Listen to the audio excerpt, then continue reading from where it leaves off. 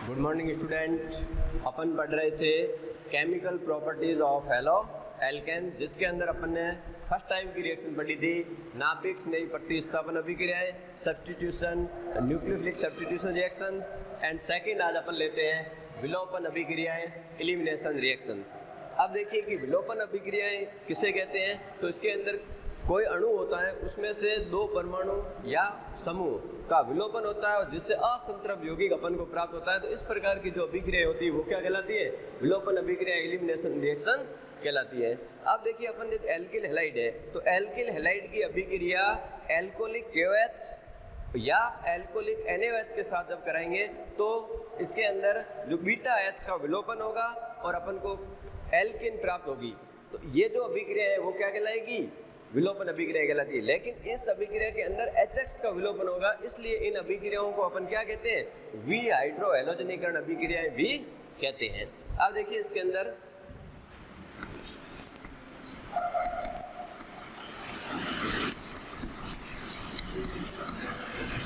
ये अपना कोई भी एक एल्किल हैलाइड है जिसको मैंने RCH2CH2X इस रूप में लिखा। इसकी अभिक्रिया एल्कोहलिक KOH या एल्कोहलिक NaOH के साथ कराएंगे। तो हैलोजन परमाणु जिस कार्बन से जुड़ा, ये कार्बन अल्फा, अल्फा के पास वाला कार्बन बीटा। तो अब देखिए यहाँ पर ये बीटा H है, तो ये बीटा H का यहाँ पर विलोपन हो जाएगा। ये X और HX मिलकर यहाँ से क्या निकल जाएगा? HX।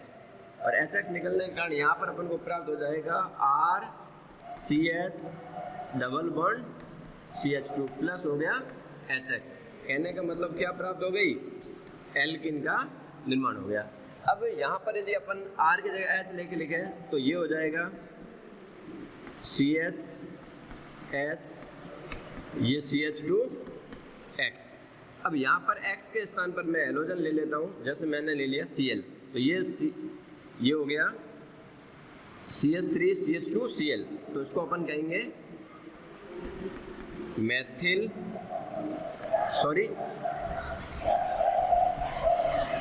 एथिल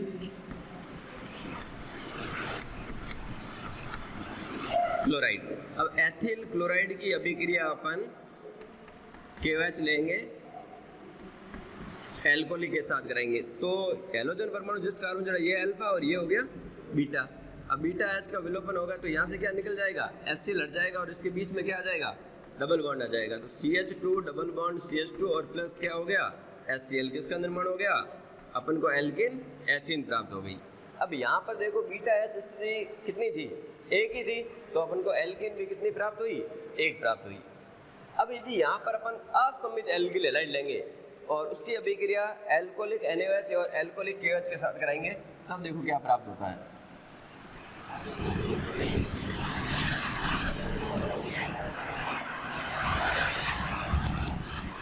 अब देखिए असममित एल्किल हैलाइड अपन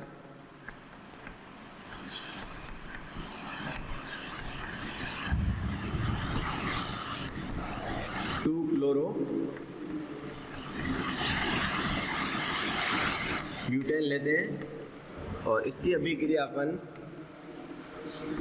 KOH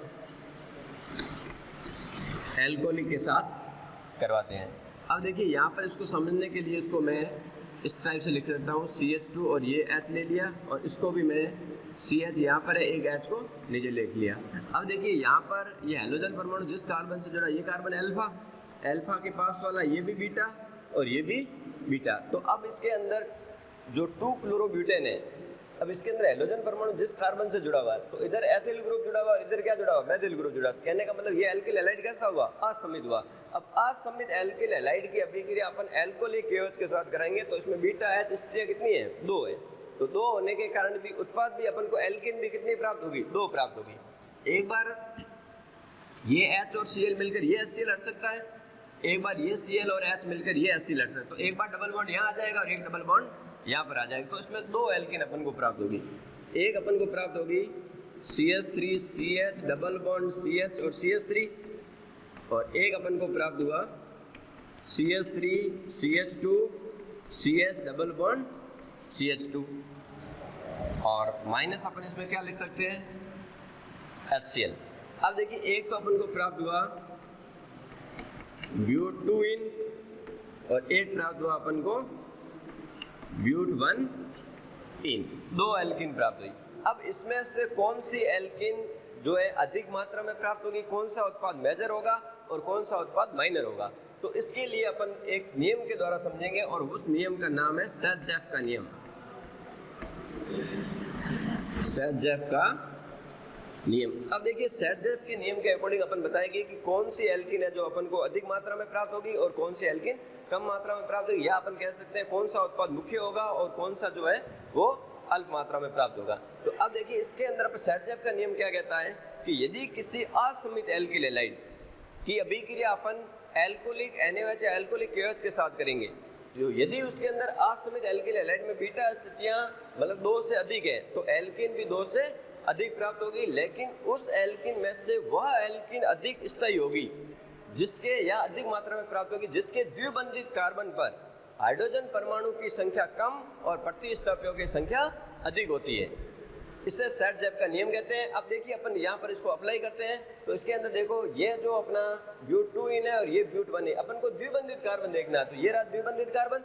अब द्विबंधित कार्बन के इधर भी एक H है और इधर भी एक H है, और इसके अंदर देखो ये द्विबंधित कार्बन इधर 2 H एक इधर H, यहाँ पर 3 है। तो अपन सेट-जेफ का नियम कहता है कि वह अधिक होगी जिसमें हाइड्रोजन की द्विबंधित कार्बन पर हाइड्रोजन की संख्या क्या होनी चाहिए, कम होनी चाहिए। कहने का मतलब ये जो उत्पाद है वो अपना मुख्य होगा या अपन कहते हैं इसको मेजर होगा, और ये जो है वो अल्प मात्रा में प्राप्त होगा माइनर। ये मेजर प्रोडक्ट होगा और ये कैसा होगा, माइनर प्रोडक्ट होगा।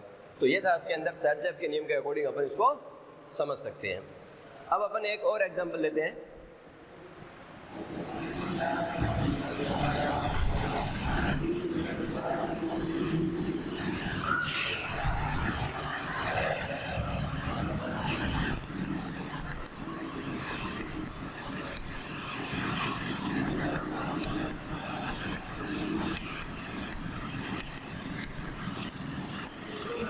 तृतीयक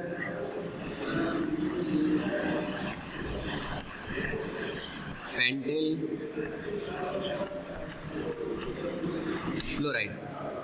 तृतीयक पेंटिल क्लोराइड की अभिक्रिया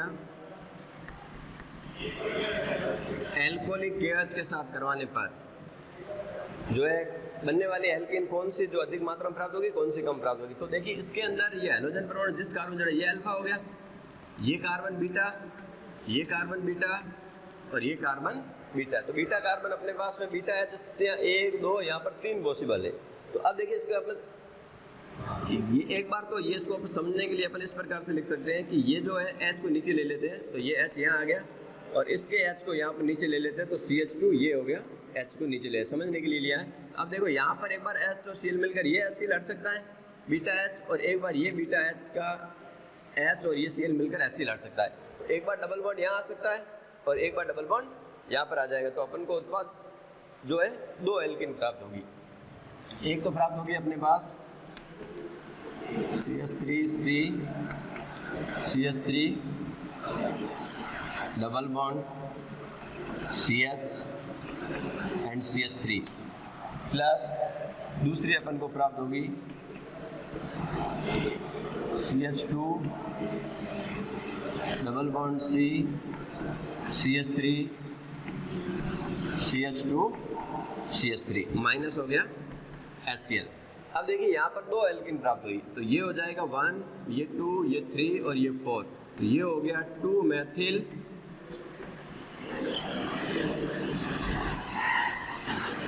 ब्यूट 2 इन, 2 मेथिल ब्यूट 2 इन, और ये जो अपनी एल्किन होगी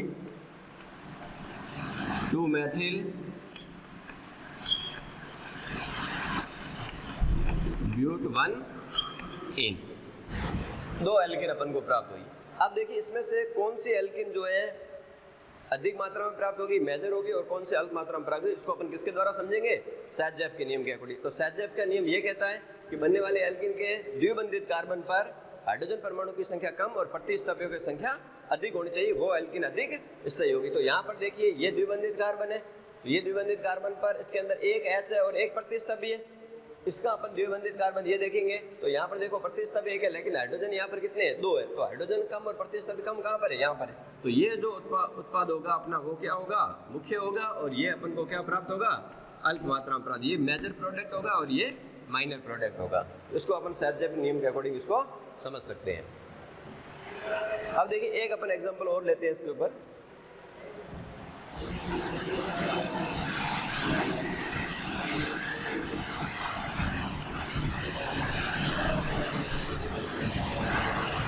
मान लीजिए अभी एक पर्सन के रूप में इस टाइप से अभिक्रिया आ जाए कि अभिक्रिया को पूर्ण कीजिए। जैसे ये नियो पेंटिल क्लोराइड। अब नियो पेंटिल क्लोराइड की अभिक्रिया KOH ALC एल्कोहलिक लिखा हुआ है और अभिक्रिया को पूर्ण कीजिए। मान ली इस टाइप से यदि प्रश्न पूछा जाए तब अपन, अब यहाँ पर अपन देखेंगे तो यहाँ देखो हैलोजन परमाणु जिस कार्बन जो है ये अल्फा हुआ और ये कार्बन क्या हुआ, बीटा हुआ। अब लेकिन बीटा के पास में कोई अल्फा H अवेलेबल नहीं है।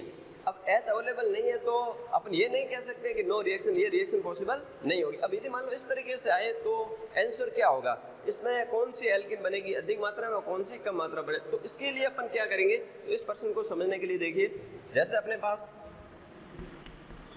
नियोपेंटिल क्लोराइड है। अब देखिए इसके अंदर जब आयनाइजेशन होगा तो ये बन जो टूटेगा तो ये बन जाएगा CH3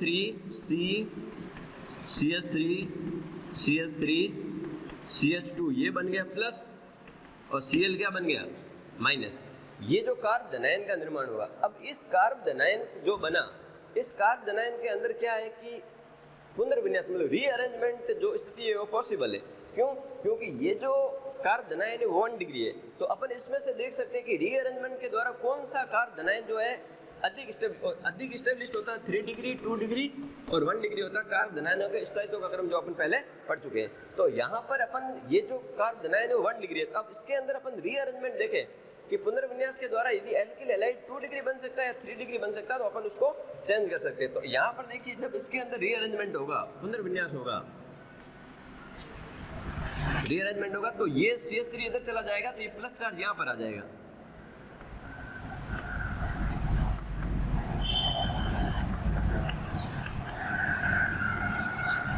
अब ये जो कार्ब धनायन बनेगा तो ये तो कार्ब धनायन कितना था 1 डिग्री। अब इसके रीअरेंजमेंट से जो कार्ब धनायन बना ये कितने डिग्री बन गया 3 डिग्री बन गया और ये अधिक क्या होगा स्थायी होगा। अब इसके बाद में ये जो हैलोजन परमाणु है, ये हैलोजन परमाणु जो है यहाँ आकर जुड़ जाएगा। अब हैलोजन परमाणु यहाँ जुड़ेगा तो अपन का जो प्रोडक्ट जो प्राप्त हो जाएगा वो अपन को क्या प्राप्त हो जाएगा, हैलोजन यहाँ आ गया, ये वापस अपन को तृतीयक पेंटिल क्लोराइड प्राप्त होगा और इसकी अभिक्रिया अपन KOH एल्कोहलिक के साथ करवा देंगे। तो यहाँ पर अब हैलोजन परमाणु से जुड़ा ये कार्बन अल्फा, ये बीटा और ये भी बीटा और ये भी बीटा, इन दोनों से उत्पाद एक ही बनेगा और इससे उत्पाद अलग बनेगा। तो इससे उत्पाद कितने बन जाएंगे, 2 बन जाएंगे। तो इससे अपन को प्राप्त हो जाएगा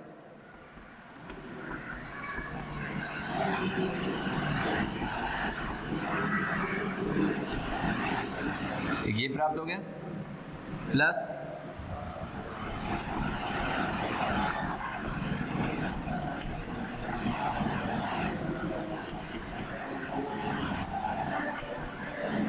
एक ये प्राप्त हो गया। एक तो हो गया अपना 2-मेथिल ब्यूटूइन और एक अपन को प्राप्त हो गया 2-मेथिल ब्यूट 1 इन। तो मेजर अपना ये जो है अधिक मात्रा में प्राप्त होगा और ये अपन को अल्प मात्रा में प्राप्त होगा। तो इसमें देखिए नियोपेंटिल जो क्लोराइड है तो नियोपेंटिल क्लोराइड की अभिक्रिया एल्कोहलिक KOH के साथ अपन करेंगे या एल्कोहलिक NaOH के साथ करेंगे, तब अपन को उसके अंदर पहले क्या करना पड़ेगा, कार्ब धनायन जो बनेगा 1 डिग्री उसका रीअरेंजमेंट के द्वारा उसको 3 डिग्री में चेंज कर देंगे और 3 डिग्री से जो उत्पाद बनेगा और उसका एल्कोहलिक जो KOH के साथ अभिक्रिया होकर अपन को ये उत्पाद प्राप्त हो जाएंगे, जिसको अपन सर्जेप के नियम के द्वारा समझ सकते हैं। अब यहाँ पर जो एल्किल हैलाइड जो होते हैं उनकी जो क्रियाशीलता का जो क्रम होगा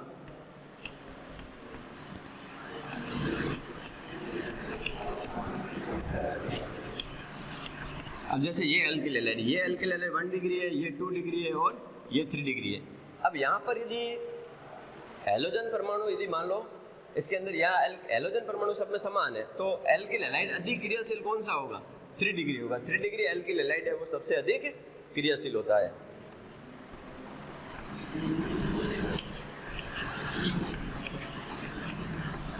और यदि मान लो एल्किल ग्रुप जो है वो सेम है और हैलोजन परमाणु अलग अलग है, तो इनकी जो क्रियाशीलता का क्रम है सबसे अधिक क्रियाशील कौन होगा? एल्किल आयोडाइड होगा। तो ये था इसके अंदर विलोपन अभिक्रियाएं, और इसके अंदर सैडजैप के नियम के द्वारा अपन इसको समझ सकते हैं।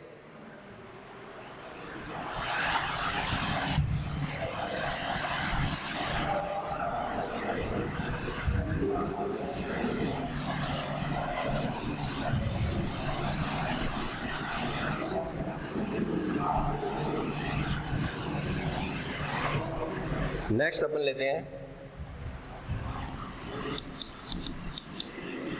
केमिकल प्रॉपर्टीज थी धातुओं के साथ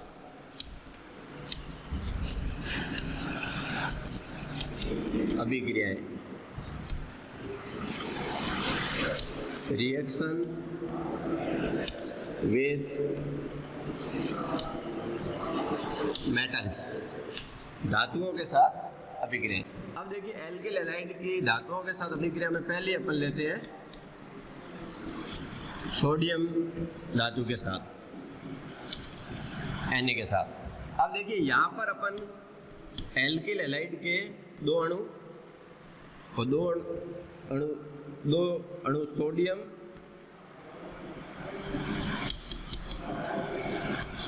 और शुष्क ईथर की उपस्थिति में जब अभिक्रिया करवाते हैं तो एल्किल हैलाइड का ये X, ये 2 Na और ये X मिलकर 2NaX निकल जाएगा, और यहाँ पर R और 2NaX। कहने का मतलब अपन को क्या प्राप्त हो जाएगा? एल्केन। अब यहाँ पर R की जगह अपन CH3 I ले लिया, मैथिल आयोडाइड प्लस 2Na, और यहाँ पर हो गया CH3I मैथिल आयोडाइड। यहाँ हो गया शुष्क ईथर की उपस्थिति में, तो ये I और ये 2Na मिलकर 2NaI निकल जाएगा, और यहाँ पर CH3 प्लस 2NaI। कहने का मतलब अपन को क्या प्राप्त हो गया? एथेन। और यदि यहाँ पर अपन एथिल लेते और इधर भी एथिल लेते तो अपन को क्या प्राप्त हो जाती? ब्यूटेन। तो ये जो है मैथिल आयोडाइड। अब यहाँ पर ध्यान ये रखना है कि एल्किल हैलाइड जो अपन ने लिया है, इधर मैथिल है, इधर मैथिल है। हैलोजन जो परमाणु यहाँ लिया आई है, तो यहाँ पर आई है, तो यहाँ पर जो इस अभिक्रिया के अंदर समान हैलोजन परमाणु लेना पड़ेगा। यहाँ नहीं कि यहाँ पर आई ले लिया, यहाँ Br लेगा तो अभिक्रिया नहीं होगी। यहाँ पर दोनों हैलोजन परमाणु क्या होने चाहिए? समान होने चाहिए। तो ये जो अभिक्रिया एल्केन प्राप्त, इस अभिक्रिया को जब सोडियम के साथ, इस अभिक्रिया को अपन कहते हैं वुड्स अभिक्रिया कहते हैं। ये नेम रिएक्शन है, बोर्ड में कई बार पूछी गई है, तो ध्यान रखना कि वुड्स अभिक्रिया किसे कहते हैं? तो एल्किल हैलाइड की अभिक्रिया सोडियम के साथ कराते हैं शुष्क ईथर की उपस्थिति में, तो अपन को एल्केन प्राप्त होती है, और इस अभिक्रिया को अपन क्या कहते हैं? वुड्स अभिक्रिया कहते हैं। अब यहाँ पर तो दोनों एल्किल जो समूह थे वो क्या थे? समान थे। अब यहाँ पर अपन जो एल्किल हैलाइड यदि डिफरेंट ले लें, तब देखो क्या होता है।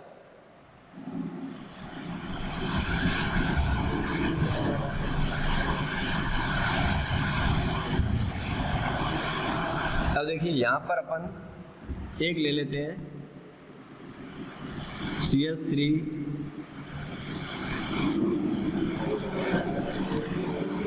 Cl मैथिल क्लोराइड, दोनों sodium CH2 CH3, presence of शुष्क ईथर। शुष्क ईथर की उपस्थिति में जब अपन मैथिल क्लोराइड और एथिल क्लोराइड, कहने का मतलब यहाँ पर दोनों एल्किल ग्रुप क्या है, डिफरेंट है, ये मैथिल है और इधर एथिल है, लेकिन हैलोजन परमाणु दोनों सेम। तो यहाँ पर ये 2NaCl यहाँ से निकल जाएगा। अब यहाँ पर जो उत्पाद बनेगा वो अपन को लग रहा है केवल CH3 CH2 CH3, मतलब केवल क्या बन रहा है, प्रोपेन बन रहा है, लेकिन यहाँ पर केवल प्रोपेन ना बनकर यहाँ पर जो एल्केनों का मिश्रण प्राप्त होगा। तो यहाँ पर अपन को प्रोपेन भी प्राप्त होगी,